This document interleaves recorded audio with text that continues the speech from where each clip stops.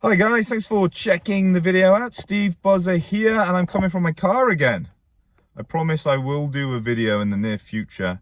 Actually, I've filmed a video, but a video will come in the near future where I'm not in my car. But I'm in my car, and I want to talk Stenson and why it's an absolutely no-brainer why Henrik Stenson has gone to LIV. Here we go. Professional golfers, the better they play, the higher up the event they will get. The higher and better standing you have in the event, the more money you make. Stenson has been playing crap. So if you play not so good, you don't make that much money. So when somebody comes in and says, I know you're playing crap, but you have a brand and you are a big player in this sport, we're going to give you lots of money. You have to go, well, A, it makes you feel wanted. Second of all, you can get lots of money. So I can see why he has done it. With the Ryder Cup, and on a serious note, I'm very disappointed that he has done it because it's such an honor to be Ryder Cup captain.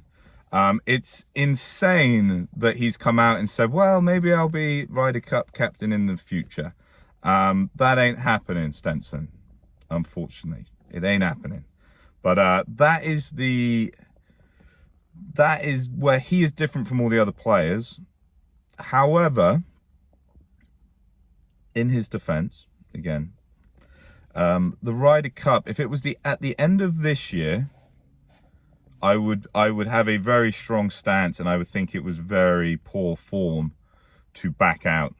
The problem is it's not only next year, it's at the end of next year. So he would effectively be losing out playing the LIV this year and next year. So of course it's a financial decision. So to hold off for that amount of time is kind of unrealistic. Plus, if he was to do that by the time he was eligible, he hasn't been playing that great. So his stock is falling as a player. You know, they might not ask him. I think one of the big issues this LIV Tour is going to have is they are filling the roster with big names, but these are big names at the end of their career, and these are guys that haven't really been dominating.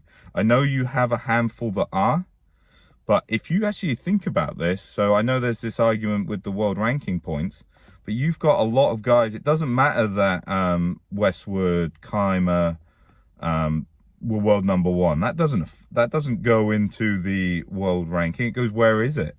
You know, Keimer, by the way, you know, use him as an example. I don't know what his world ranking is at the minute, but it's not that impressive. So yeah, Graham McDowell, you know, these guys, they're good players, and I'm not trying to you know, belittle them in any way, but their rankings aren't that high.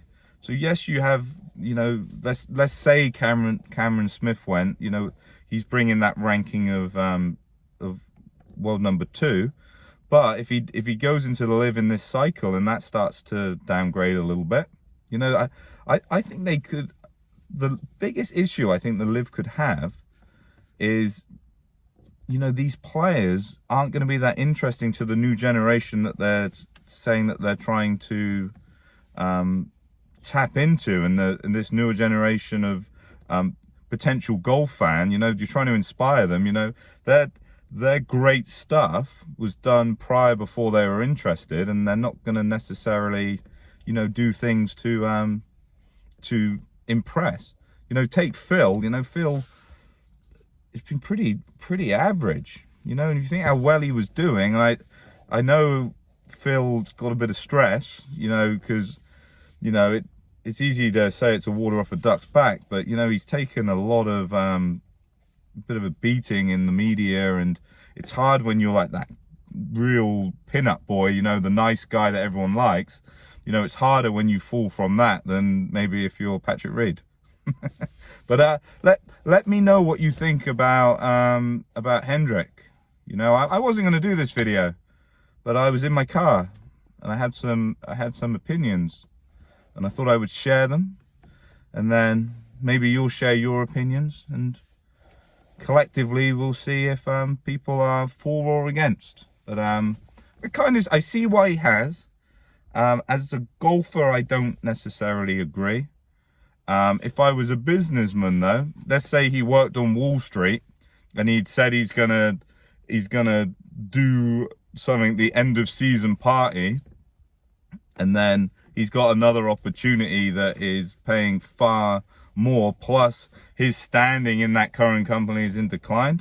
It'd be a no-brainer. So from a financial standpoint, they are businessmen at the end of the day. It's hard to argue, but I'll leave it there. But go on, get it in the comments. But you add. Catch you later, guys. Much love.